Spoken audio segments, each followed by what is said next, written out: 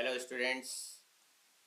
आज हम लेकर आए हैं यहाँ पर इन्वर्स ट्रिग्नोमेट्री का क्वेश्चन। बहुत ही बेहतरीन सवाल है।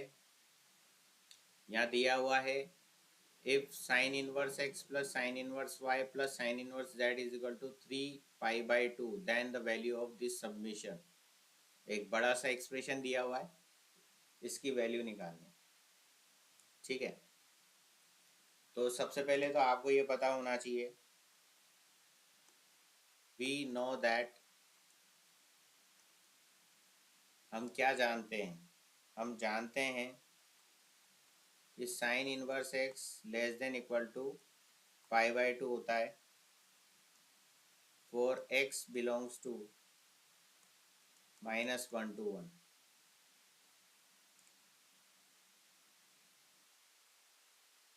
ये जो एक्सप्रेशन दे रखा है ये कब पॉसिबल होगा, जब साइन इनवर्स x जो है वो π/2 के इक्वल हो, साइन इनवर्स y भी आपका π/2 के इक्वल हो, और साइन इनवर्स z भी जो है आपका π/2 के इक्वल हो। तभी ये जो एक्सप्रेशन लिखा हुआ है यहाँ ये पॉसिबल होगा। यानी कि ये भी π/2 होना चाहिए, ये भी π/2 होना चाहिए, ये भी π/2 होना चाहिए।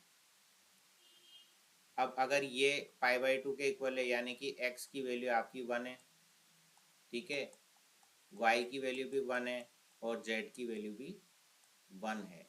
यहाँ से आपको ये चीज़ पता लगी। अब यहाँ पर आपको दिया हुआ है कि समीशन ऑफ x की पावर 101 प्लस y की पावर 101 और x की पावर 202 प्लस y की पावर 202 और डिनोमिनेटर में दे रखा है x की पावर 303 प्लस y की पावर 303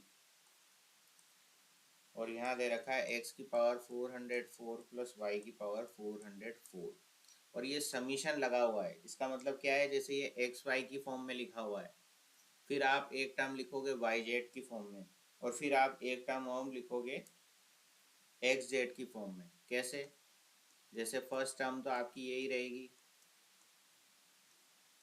ठीक है ना भाई। इसको जो सबमिशन है इसको आप ओपन करोगे, एक्सपेंडिंग समीशन, राइट।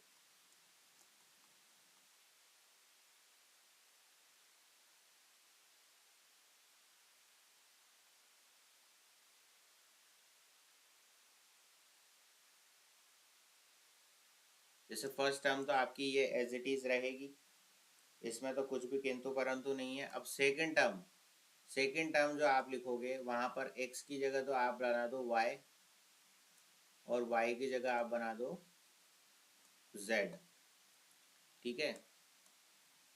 तो यहाँ पर हो गया y की पावर 101 प्लस z की पावर 101 अपॉन में यहाँ हो गया y की पावर 303 प्लस z की पावर 303। इसी तरीके से यहाँ हो गया y की पावर 404 प्लस z की पावर 404 और यहाँ पर हो जाएगा y की पावर 202 प्लस z की पावर 202, ठीक है। प्लस लास्ट टर्म आ जाएगी z की पावर 101 प्लस x की पावर 101,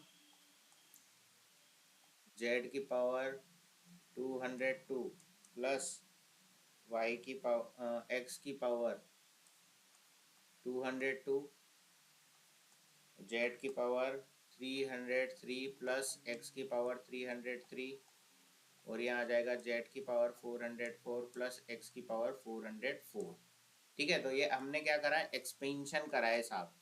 इस चीज़ को समझना बहुत ज़रूरी है। यहाँ तक तो आप निकाल लोगे, इसमें तो कुछ किंतु परंतु नहीं है। कि साइन इनवर्स x जो है π/2 के इक्वल होगा लेस देन इक्वल टू 4 इस डोमेन के लिए। तो ये कंडीशन आ जाए, 3π/2 आ जाए, उसके लिए ये तीनों क्या होने चाहिए, π/2 के इक्वल होने चाहिए। तो हमने π/2 के इक्वल कर दिए। इन तीनों से हमको क्या पता लगा कि XYZ जो है वो 111 है।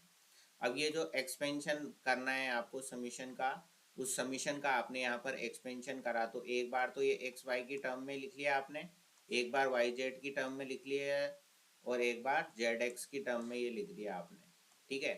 तब इससे पता लगा, अब एक्स वाई जेड की वैल्यू डाल दिया आपने, तो वो तो 1 1 ही थी। ठीक है।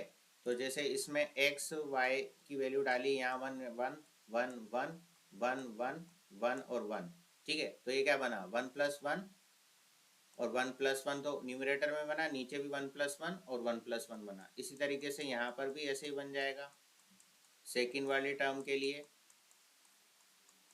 और थर्ड वाली टर्म के लिए भी ऐसे ही बन जाएगा, ठीक है। तो 2 × 2/2 ऐसे लिख देता हूँ मैं। तो अब इससे ये कट के 1 बना, इससे ये कट के 1 बना, इससे ये कट के 1 बना, तो क्या बना 1+1+1 दैट इज इक्वल टू 3। समझ में आ गई बात। तो यहाँ ऑप्शन सी जो है वो करेक्ट आंसर है इस गिवन क्वेश्चन के लिए। और इसी तरीके के और अच्छे सवालों को देखने के लिए आप क्या करें, चैनल को सब्सक्राइब करें और अपने दोस्तों के साथ शेयर ज़रूर करें। अगर आप जेई की तैयारी कर रहे हैं, JEE मेंस प्लस एडवांस की तैयारी कर रहे हैं, तो आप चैनल को सब्सक्राइब करें ताकि आपको इस तरीके के बेहतरीन सवाल देखने को सीखने को मिले।